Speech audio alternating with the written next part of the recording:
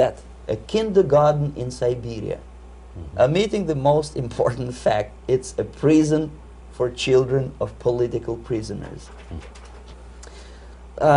Another greatest example of monumental idiocy of American politicians. Edward Kennedy was in Moscow, and he thought that he is a popular, charismatic American politician who is easygoing, who can smile, dance at the wedding in Russian Palace of Marriages. What he did not understand, or maybe he pretended not to understand, that actually he was being taken for a ride. This is a staged wedding especially to impress foreign media or useful idiots like Ed Kennedy. Most of the guests there, they had security clearance and they were instructed what to say to foreigners. This is exactly what I was doing. You can see me in the same damn wedding palace in Moscow where Ed Kennedy was dancing here. You see, smiling. He thinks he's very smart. From the viewpoint of Russian citizens who observe this idiocy, he's narrow-minded, egocentrical idiot who tries to earn his own popularity through participation in propaganda farces like this. Here you can see myself. On the right, again, exemplary Soviet bride. On the left, 3 journalists from various countries, Asia, Africa, and Latin America. Obviously, they enjoying the situation. They will go back home and write the reports. We were present on a regular Soviet wedding. They were not present on a regular Soviet wedding. They were present, they were parts of a farce, of a circus performance. Another thing which I had to sometimes risking my life to explain to foreigners. Time magazine, for example, is very critical of South African racist regime. The whole article was dedicated to the shameful internal passport system where blacks are not allowing to live with whites. For some strange reason, for the last 14 years since my defection, nobody wanted to pay attention to my passport. This is my passport. It also shows my nationality, and it has a police rubber stamp, which is called propiska in Russian language, which assigns me to a certain area of residence. I cannot leave that area, same way as this black man cannot leave the area in South Africa. Yet we call South African government racist regime. Not a single Jane Schmonda or Fonda is brave enough, courageous enough to come to media and say, look, this is what happens in USSR. I send a copy of my passport to many American liberals and civil rights defenders and all the other useful idiots. They never bothered to answer me back. This shows what kind of integrity, what kind of honesty these people are. They're a bunch of hypocrites because they don't want to recognize a good example of racism in my country. This is the first stage of befriending a professor. You can see myself on the left with the same James Bond smile. On the right is my KGB supervisor, Comrade Leonid Mitrokhin, and in the middle a professor of political science in Delhi University. The next stage would be to invite him to a gathering of Indo-Soviet Friendship Society. There he is sitting next to his wife before he is being sent to USSR for a free trip. Everything is paid by the Soviet government. He was made to believe that he is invited to USSR because he is a talented, sober-thinking intellectual. Absolutely false. He is invited because he is a useful idiot, because he would agree and subscribe to most of the Soviet propaganda cliché. And when he is coming back to his own country, he is going for years and years to teach the beauties of Soviet socialism to newer and newer generations of his students, thus promoting the Soviet propaganda line. The KGB was even curious about this gentleman. It may look innocent. Maharishi Mahesh Yogi, a great spiritual leader, or maybe a great charlatan and crook, depending on from which side you are looking at him. Beatles were trained at his ashram in Hardwar in India how to meditate. Mia Farrow and other useful idiots from Hollywood visited his school, and they returned back to United States absolutely zonked out of their minds with marijuana, hashish, and crazy ideas of meditation. To meditate, in other words, to isolate oneself from the current social and political issues of your own country, to get into your own bubble, to forget about troubles of the world. Obviously, KGB was very fascinated with such a beautiful school, such a brainwashing center for stupid Americans. I was dispatched by the KGB to check what kind of VIP Americans attend this school. That's you on the left. Yes, I'm on the left. I was trying to get enrolled in that school. Unfortunately, the Maharishi Mahesh Yogi asked too much. He wanted $500 American for enrollment. But my function was not actually to get enrolled in the school. My function was to discover what kind of people from United States attend this school. And we discovered that, yes, there are some influential members of family,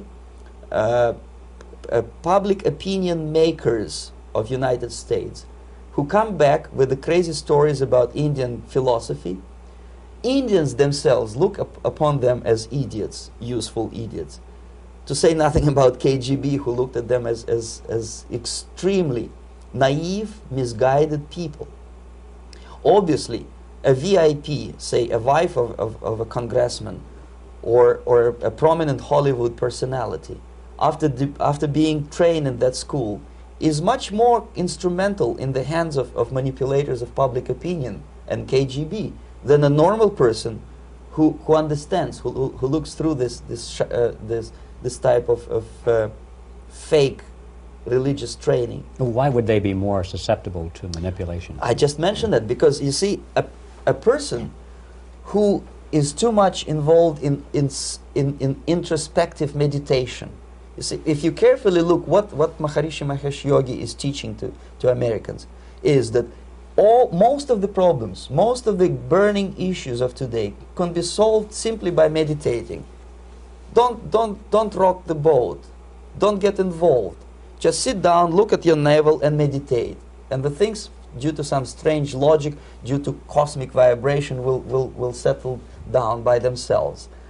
This is exactly what the KGB and Marxist-Leninist propaganda wants from Americans, to distract their opinion, attention, and mental energy from real issues of United States into a non-issues, into a non-world, non-existent harmony.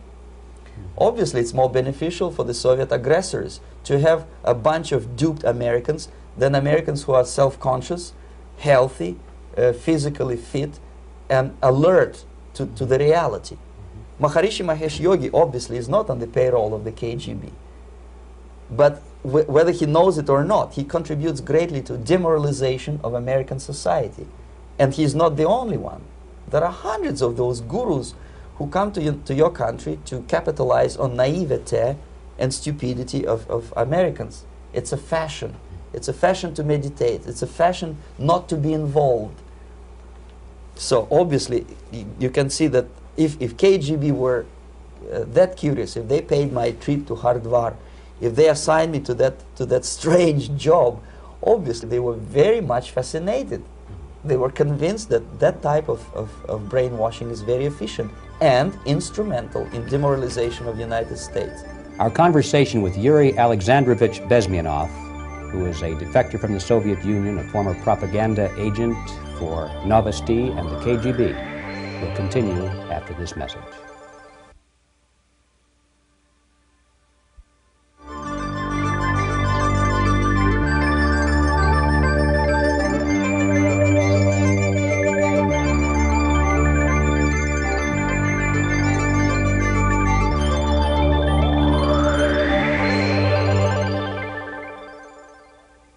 This picture shows the part of the building of USSR embassy, and my supervisors. On the left is Comrade Mehdi, an Indian communist, and on the right, Comrade Mitrokhin, my supervisors in the secret department of research and counter-propaganda. It has nothing to do with either research or counter-propaganda. Most of the activity of that department was to compile huge volume of information on individuals who were instrumental in creating public opinion. Publishers, editors, journalists, actors, educationalists, professors of political science, members of parliament, representatives of business circles. Most of these people were divided roughly in two groups. those who would toe the Soviet foreign policy, they would be promoted to the positions of power through media and public opinion manipulation. Those who refused the Soviet influence in their own country would be character assassinated or executed physically come revolution. Same way as in the small town of Hue in South Vietnam, several thousands of Vietnamese were executed in one night when the city was captured by Viet Cong for only 2 days. And American CIA could never figure out how could possibly communists know each individual, where he lives, where to get him, and would be arrested in one night, basically in some 4 hours before dawn, put on a van, taken out of the city limits and shot. The answer is very simple. Long before communists occupied the city, there was extensive network of informers, local Vietnamese citizens, who knew absolutely everything about people who are instrumental in public opinion, including barbers and taxi drivers. Everyone who was sympathetic to the United States was executed. Same thing was done under the guidance of the Soviet embassy in Hanoi, and same thing I was doing in New Delhi. To my horror, I discovered that in the files where people were doomed to execution, there were names of pro-Soviet journalists with whom I was personally friendly. Pro-Soviet? Yes. They were idealistically minded leftists who made several visits to USSR, and yet the KGB decided that come revolution or drastic changes in political structure of India, they will have to go. Why is that? Because they know too much. Simply because, you see, the useful idiots, the leftists who are idealistically believing in the beauty of Soviet socialist or communist or whatever system, when they get disillusioned, they become the worst enemies. That's why my KGB instructors specifically made a point, never bother with leftists. Forget about these political prostitutes. Aim higher. This was my instruction. Try to get into large circulation, established conservative media. Reach, filthy rich movie makers, intellectuals, so-called academic circles. Cynical, egocentric people who can look into your eyes with angelic expression and tell you a lie. These are the most recruitable people, people who lack moral principles, who are either too greedy or too suffer from self-importance. They feel that they matter a lot. These are the people who KGB wanted very much to recruit. But to eliminate the others, to execute the others, don't they serve some purpose? Wouldn't they be the ones they rely on? They serve purpose only at the stage of destabilization of a nation. For example, your leftists in United States, all these professors and all these beautiful civil rights defenders, they are instrumental in the process of the subversion only to destabilize the nation. When their job is completed, they are not needed anymore. They know too much. Some of them, when they get disillusioned, when they see that Marxist-Leninists come to power, obviously they get offended. They think that they will come to power. That will never happen, of course. They will be lined up against the wall and shot. But they may turn into the most bitter enemies of Marxist-Leninists when they come to power. And that's what happened in Nicaragua. You remember most of these former Marxist-Leninists were either put to prison or one of them split, and now he's working against Sandinistas. It happened in Grenada when Maurice Bishop was already a Marxist. He was executed by a new Marxist who was more Marxist than this Marxist. Same happened in Afghanistan when first there was Taraki, he was killed by Amin, then Amin was killed by Babrak Karmal with the help of KGB. Same happened in Bangladesh when Mujibur Rahman, very pro-Soviet leftist, was assassinated by his own Marxist-Leninist military comrades. It's the same pattern everywhere. The moment they serve their purpose, all the useful idiots are either